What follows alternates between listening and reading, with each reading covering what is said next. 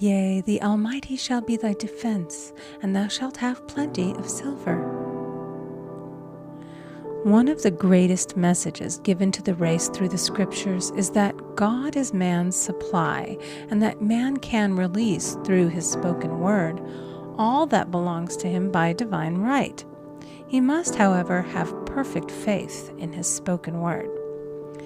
Isaiah said, "My word shall not return unto me void, but shall accomplish that whereunto it is sent." We know now that words and thoughts are a tremendous vibratory force, ever molding man's body and affairs. A woman came to me in great distress and said she was to be sued on the 15th of the month for $3,000. She knew no way of getting the money and was in despair. I told her that God was her supply and that there is a supply for every demand. So I spoke the word.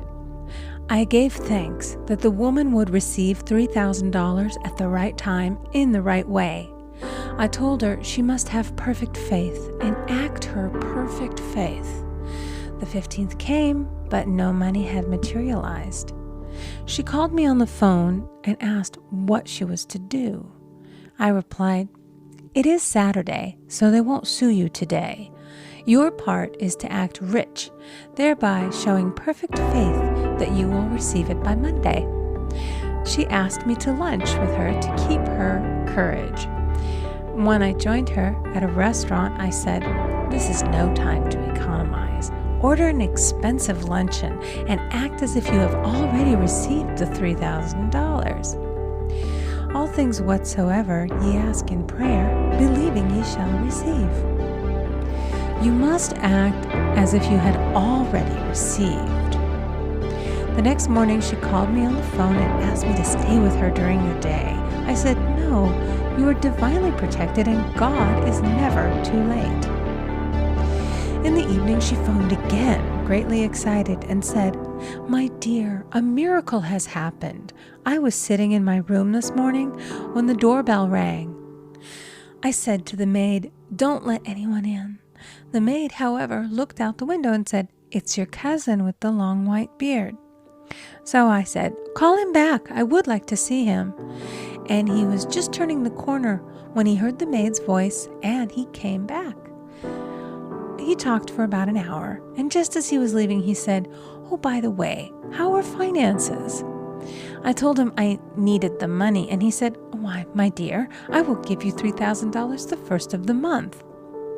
I didn't like to tell him that I was going to be sued.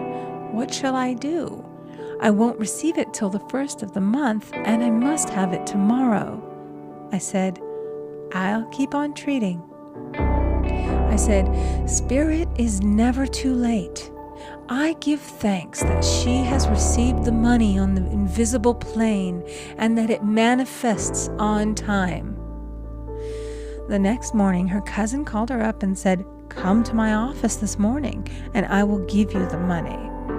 That afternoon, she had $3,000 to her credit in the bank and wrote checks as rapidly as her excitement would permit. If one asks for success and prepares for failure, he will get the situation he has prepared for. For example, a man came to me asking me to speak the word that a certain debt would be wiped out. I found he spent his time planning what he would say to the man when he did not pay his bill, therefore neutralizing my words. He should have seen himself paying the debt. We have a wonderful illustration of this in the Bible, relating to the 3 kings who were in the desert, without water for their men and horses. They consulted the prophet Elisha, who gave them this astonishing message. "Thus saith the Lord, ye shall not see wind, neither shall ye see rain, yet make this valley full of ditches." Man must prepare for the thing he has asked for when there isn't the slightest sign of it in sight. For example, a woman found it necessary to look for an apartment during the year when there was a great shortage of apartments in New York. It was considered almost an impossibility, and her friends were sorry for her and said, "Isn't it too bad? You'll have to store your furniture and live in a hotel." She replied, "You needn't feel sorry for me. I'm a Superman, and I'll get an apartment." She spoke the words, "Infinite Spirit, open the way for the right apartment." She knew there was a supply for every demand and that she was unconditioned, working on the spiritual plane, and that one with God is a majority. She had contemplated buying new blankets when the tempter, the adverse thought or reasoning mind, suggested, "Don't buy the blankets. Perhaps after all, you won't get an apartment and you will have no use for them." Promptly she replied to herself, "I'll dig my ditches by buying the blankets." So she prepared for the apartment, acted as though she already had it. She found one in a miraculous way, and it was given to her although there were over 200 other applicants. The blankets showed active faith. It is needless to say that the ditches dug by the 3 kings in the desert were filled to overflowing. Read 2 Kings. Getting into the spiritual swing of things is no easy matter for the average person. The adverse thoughts of doubt and fear surge from the subconscious. They are the army of the aliens, which must be put to flight. This explains why it is so often darkest before the dawn.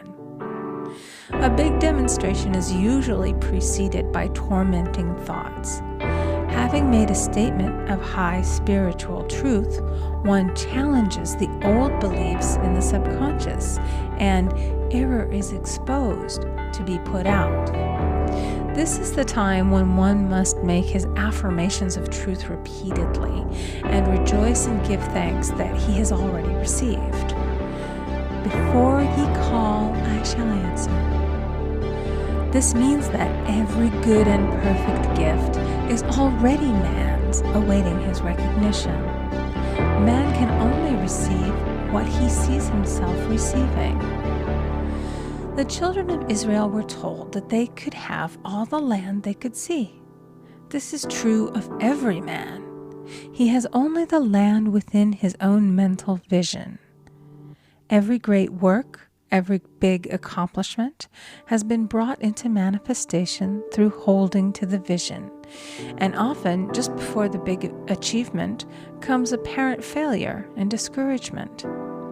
The children of Israel, when they reached the promised land, were afraid to go in, for they said it was filled with giants who made them feel like grasshoppers. And there we saw the giants, and we were in our own sight as grasshoppers. This is almost every man's experience. However, the one who knows spiritual law is undisturbed by appearance and rejoices while he is yet in captivity. That is, he holds to his vision and gives thanks that the end is accomplished. He has received.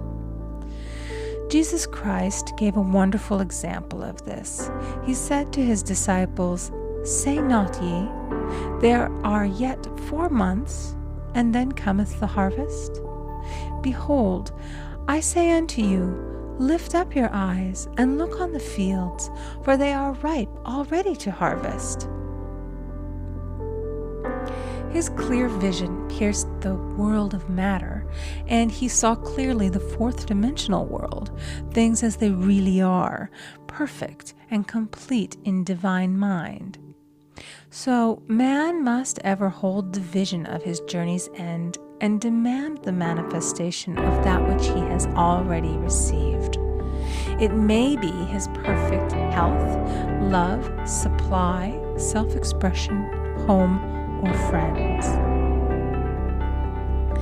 They are all finished and perfect ideas registered in divine mind, man's own superconscious mind, and must come through him, not to him.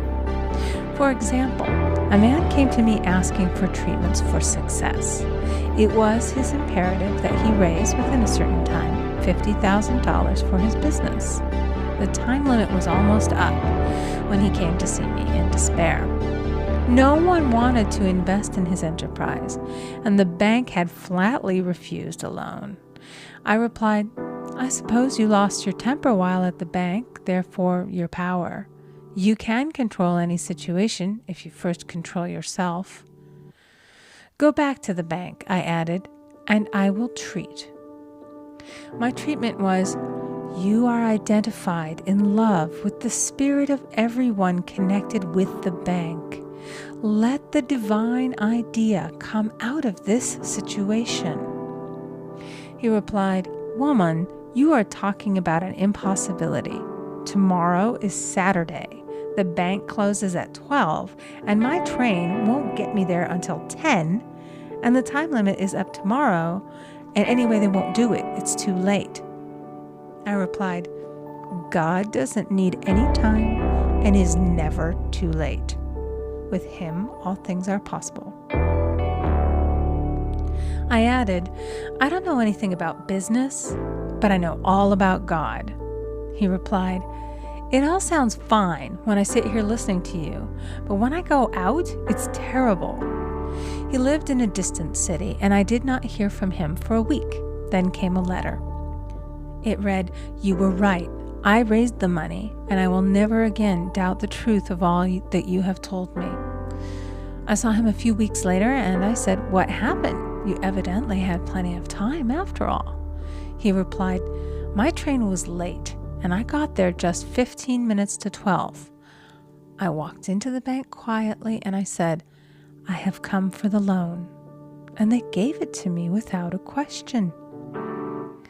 It was the last 15 minutes of the time allotted to him, and Infinite Spirit was not too late. In this instance, the man could never have demonstrated alone. He needed someone to help him hold the vision. This is what one man can do for another. Jesus Christ knew the truth of this when he said, "If two of you shall agree on earth as touching anything that they shall ask, it shall be done for them of my Father which is in heaven."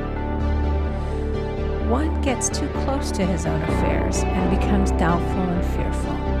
The friend or healer sees clearly the success, health, or prosperity and never wavers because he is not close to the situation.